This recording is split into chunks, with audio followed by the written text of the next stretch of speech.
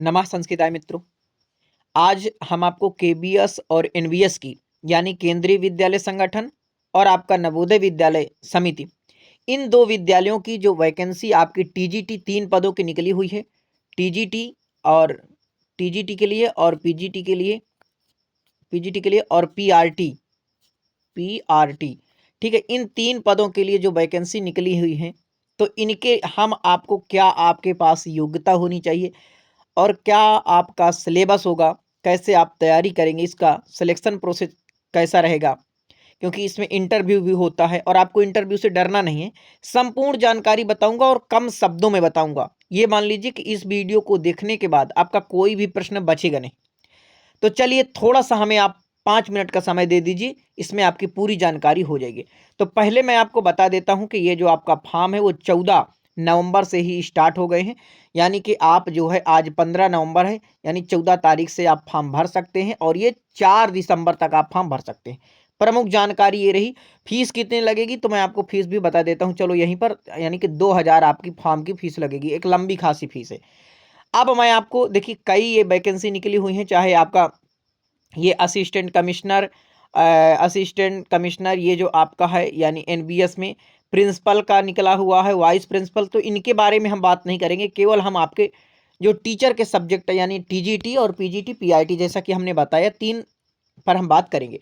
तो पहला हमारे पास है पोस्ट ग्रेजुएशन टीचर यानी पीजीटी के लिए केवीएस की जो वैकेंसी है, इस प्रकार से है। यहाँ पर आप देखेंगे, अरे भाई इधर कर देता, देखो ये आपके सब्जेक्ट दिए हुए, जैसे Hindi, English, physics, chemistry, mathematics, biology, history, geography, economics, ठीक है, कॉमर्स, कंप्यूटर साइंस, बायोटेक्नोलॉजी, ये जो है आपके विषय हो गए।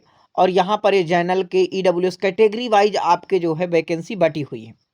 यहाँ पर टोटल वैकेंसी कितनी दी हुई है, जैसे कि आप हिंदी में देखेंगे तो 124 है, ठीक है। एससी की एसटी की 9 है, एससी की 18 है और ओबीसी एनसीएल यानी कि आपका जो है 33 वैकेंसी है। ईडब्ल्यूएस की 12 है और जनरल की 52 है।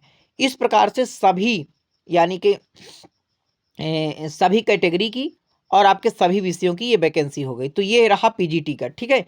आप देख सकते हैं पोस्ट। इसके बाद देखिए post graduation teacher PGT NBS में ये वैकेंसी है आपकी। जैसे हिंदी में एनबीएस के लिए, संस्कृत तो एनबीएस लेता नहीं है, इसलिए यहाँ पर आपकी जो निकली हुई है टोटल 127 वैकेंसी निकली। 127 इधर निकली हुई है और 124 इधर आपकी निकली हुई है केवीएस में, ठीक है, पीजीटी के लिए। आगे देखेंगे तो देखिए यहाँ पर पोस्ट ग्रेजुएशन टीचर पीजीटी, ठीक है, ये आपका है मॉडर्न इंडियन लैंग्वेज यानी एनबीएस के लिए पीजीटी का है।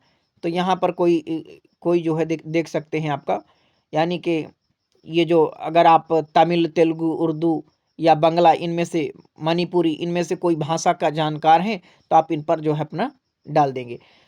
तो देखिए अब ये आपका टीजीटी का आ गया, trained graduate teacher TGT KVS की जो वैकेंसी है, यहाँ पर आपको ध्यान देना है हिंदी और इंग्लिश और आपका संस्कृत। तो संस्कृत के बारे में आपको बता देता हूँ कि आपकी जितनी वैकेंसी निकली हुई हैं, यानी कि संस्कृत में देखेंगे तो यहाँ पर ये आपका 529 वैकेंसी निकली हुई है, ठीक है। कितनी है? 529।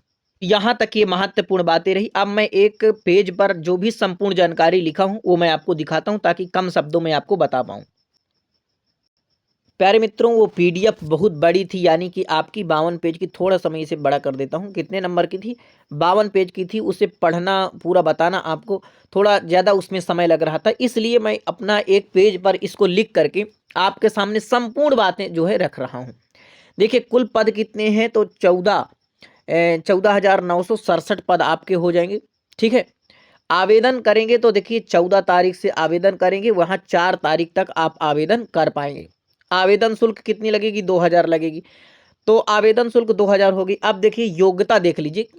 जैसे यदि आप पीजीटी में फॉर्म डालना चाहते हैं, ठीक है, तो पीजीटी के लिए योग्यता क्या है? आप पीजी होना चाहिए जिस सब्जेक्ट से आप डालना चाहिए। जैसे संस्कृत से आपका पीजी हो, पोस्ट ग्रेजुएशन, और आपका बीएड होना चाहिए, ठीक है। क्या होना चाहिए?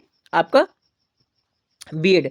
आयु सीमा आपकी 40 साल तक आप फॉर्म को डाल सकते हैं। अच्छा, अभी आयु सीमा में छूट भी मिलेगी, मैं आपको बता रहा हूँ। टीजीटी के लिए योग्यता क्या है? ग्रेजुएशन आपका होना चाहिए और बीएड होना चाहिए। वहीं पीआईटी की योग्यता क्या है? 12वीं पास आपके पास और बीटीसी डीएलएड जेबीटी, ये जो अन्य नामों से जाने जाते हैं, ये आपके पास यदि हैं तो आप जो है इस फॉर्म को डाल सकते हैं।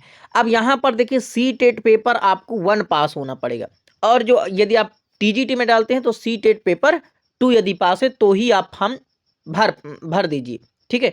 अन्यथा आपका कोई फिर फॉर्म भरने का कोई मतलब नहीं। देखिए आयु सीमा में महिलाओं के, चाहे आप जनरल में हो, ओबीसी हो, एससी एसटी कुछ भी हो, तो आपको 10 साल की छूट मिलेगी।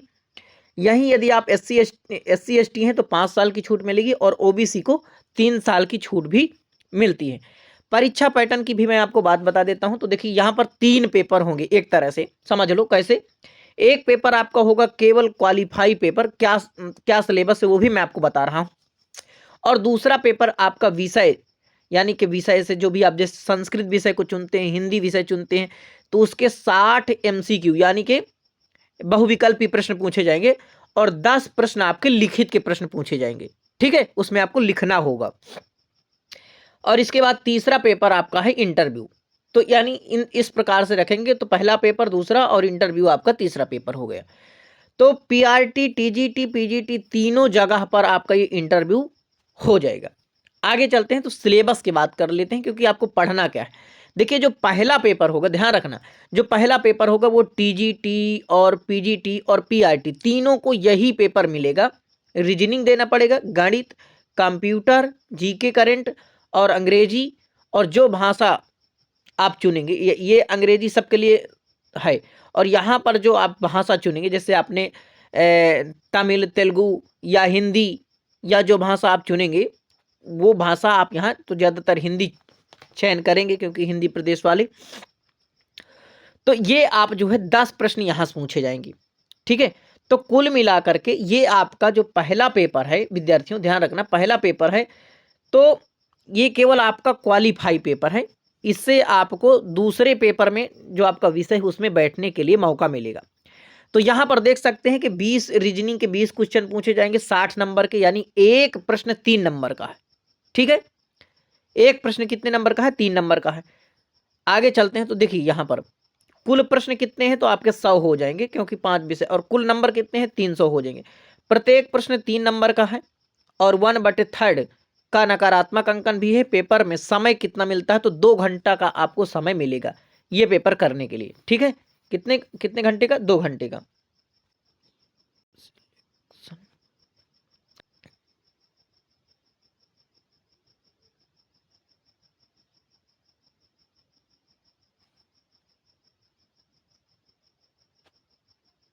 यानी आपका 85% मेंस का और 15% इंटरव्यू का मिला करके आपका जो है चयन होगा, ठीक है। और चयन में जैसे आपकी जो मेरिट लिस्ट बनेगी, यानी कि आपका केवीएस में या एनबीएस में हो रहा, उसी प्रकार से उसी समय आपको पूछ लिया जाएगा, तो आपका वहां पर जो है चयन कर दिया जाएगा। अब ये भी आपके लिए महत्वपूर्ण है कि भाई सैलरी इसमें कितने मिलेगी। तो यदि आप पीजीटी में, तो आपका देखिए 47,600 ये चालू होगा, और 1,51,100 रुपए तक आपका ये जा रहा है, ठीक है। और टीजीटी की बात करेंगे तो 44,900 से 1,42,400। वहीं पीआरटी की बात करें तो 35,400 से 1,12,400 ये आपका जो है सैलरी हो जाएगा। तो जो सी टेट अपेयरिंग में है या जिनका नहीं हुआ वो फॉर्म नहीं डाल सकते, बीएड अपेयरिंग उनको भी कोई चांस नहीं है, ठीक है। तो आशा है कि पूरा आप सिलेबस समझ गए होंगे किस प्रकार से। यदि कोई भी आपके अंदर कोई कन्फ्यूजन है कोई प्रश्न को लेकर के, तो आप कमेंट कर सकते हैं, उस प्रश्न का मैं जरूर आपको उत्तर दूंगा। नमः संस्कृताय। अपने मित्रों तक जरूर शेयर कर दीजिए ताकि उनको सही जानकारी मिल जाए। नमः संस्कृताय।